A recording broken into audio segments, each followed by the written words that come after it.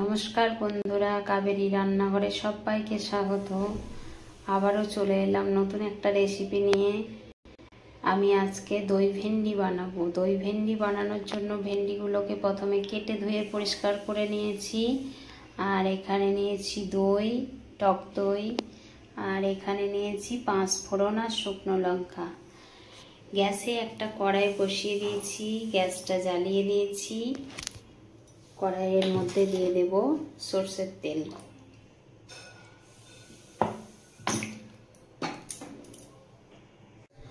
তেল গরম হয়ে গেছে, এবার আমি ভেন্ডিগুলো প্রথমে ভেজে নেব।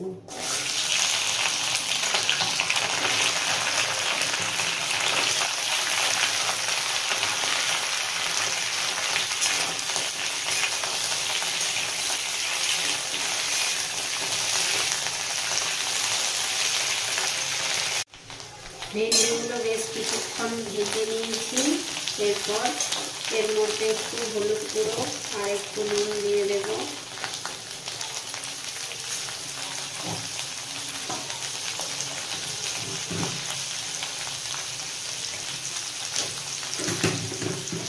আবারও ভেজে নেব।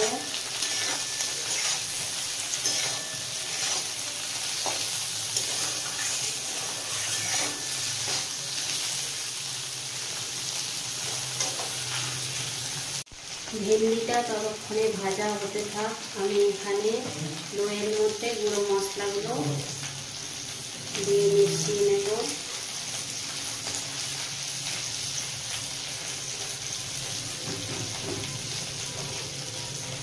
পরিমাণ মতো নুন দিয়ে দেব।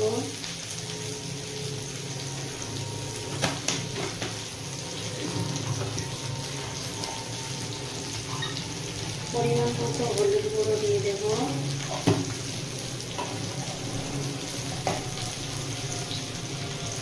পরিমাণ মতো ধনে গুঁড়ো দিয়ে দেব।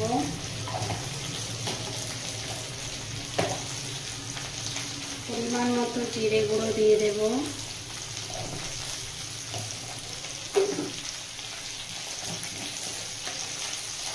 আর দেব একটু চিনি, ব্যালেন্সটা ঠিক আনার জন্য।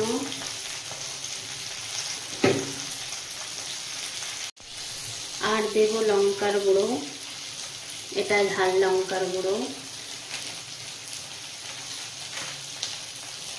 এবার বেশ ভালো করে ফেটিয়ে নেব।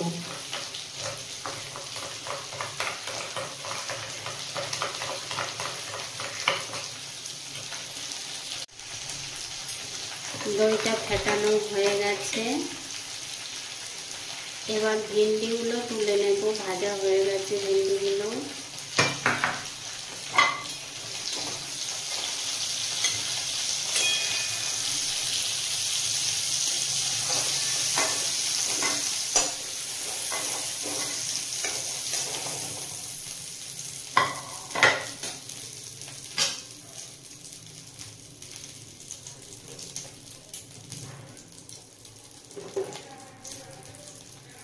আবারও কড়াইতে একটু সরষের তেল দিয়ে দেব।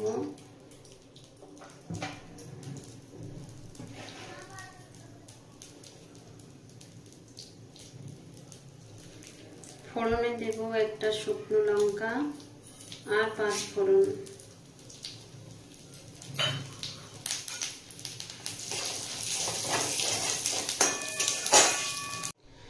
ফোড়নটা ভাজা হয়ে গেছে। এই সময় আমি একটু জল দিয়ে দেব।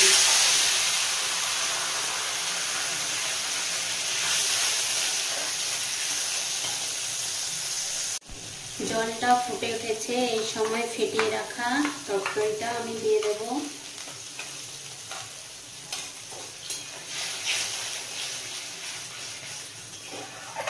ভালো করে মিশিয়ে নেব। ভালো করে মিশিয়ে নিয়েছি। এরপর বাটি ধোয়া জলটা দিয়ে দেব। বেশ ভালোভাবে ফুটে উঠেছে। এই সময় আমি ভেন্ডি ভাজাগুলো দিয়ে দেব। আবারও মিশিয়ে নেব ভালো করে। ভেন্ডি ভাজাগুলো দেওয়ার পরে বেশ কিছুক্ষণ রান্না করে নিয়েছি। আমার রান্নাটা রেডি হয়ে গেছে। আমি যেরকম করে বানালাম সেরকম করে একবার বানিয়ে দেখবেন, খেতে কিন্তু অসাধারণ লাগে।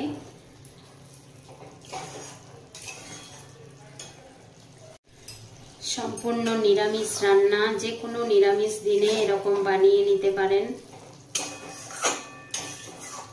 আমার রান্নাটা রেডি হয়ে গেছে, আমি এবার গ্যাসটা অফ করে নামিয়ে নেব। আমি নামিয়ে নিয়েছি, দই ভেন্ডি আমার রেডি হয়ে গেছে। আজ আমি আপনাদের আরেকটা রেসিপি বানিয়ে দেখাবো। কাঁকরোল ভাজা বানানোর জন্য এরকম মোটা মোটা করে কাঁকরোলটাকে কেটে নিয়েছি, ধুয়ে পরিষ্কার করে নিয়ে এসেছি। আর গ্যাসে একটা কড়াই বসিয়ে দিয়েছি, গ্যাসটা জ্বালিয়ে দেব। গ্যাসটা জ্বালিয়ে দিয়েছি, কড়াইটা গরম হয়ে গেছে। দিয়ে দেব সরষের তেল। আমি সরষের তেলেই কাঁকরোল ভাজাটা করব। আর ফোড়নে দেব দুটো শুকনো লঙ্কা, ফাটিয়ে দেব। আর গোটা জিরে। ফোড়নটা ভাজা হয়ে গেছে, এবার আমি কেটে ধুয়ে রাখা কাঁকরোলটা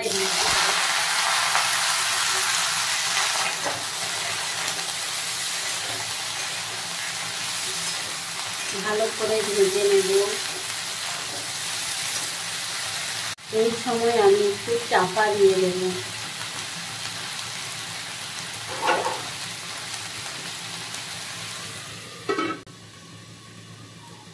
কিছুক্ষণ পর ঢাকাটা খুলে এবার নাড়িয়ে নেব, ভেজে নেব। কাঁকরোলটা নরম হয়ে গেছে। এই সময় পরিমাণ মতো নুন দিয়ে দেব।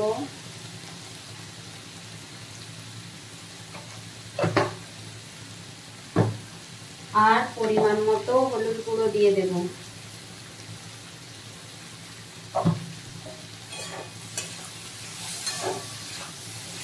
সব দিয়ে ভেজে নেব।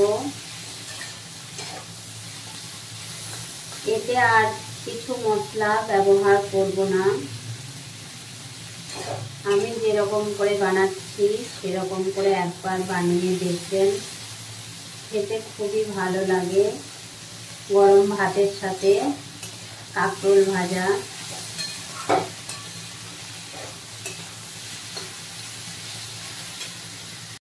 যে কোনো নিরামিষ দিনে এরকম বানিয়ে ফেলতে পারেন।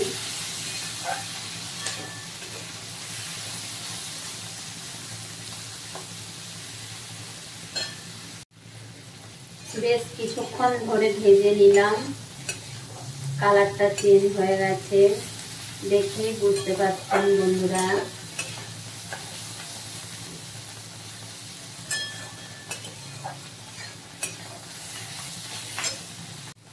কাঁকরোলটা আমার ভাজা হয়ে গেছে। এই সময় হাফ চামচের মতো পোস্ত নিয়েছি। পোস্তটা অপশনাল, আপনারা নাও দিতে পারেন। আমি ভাজা কিছু বানালে একটু পোস্ত ছড়িয়ে দিই, ওই জন্য দিয়ে দিলাম। খেতে আর একটু স্বাদ হয়। পোস্তটা দিয়ে একটু নাড়িয়ে নিয়েছি। এবার আমি গ্যাসটা বন্ধ করে নামিয়ে নেব। আমার কাঁকরোল ভাজা কমপ্লিট। আমি নামিয়ে নিয়েছি, কাঁকরোল ভাজা আমার হয়ে গেছে। প্লিজ আমার ভিডিওগুলো যদি আপনাদের ভালো লেগে থাকে তাহলে লাইক, শেয়ার, সাবস্ক্রাইব, কমেন্ট করবেন।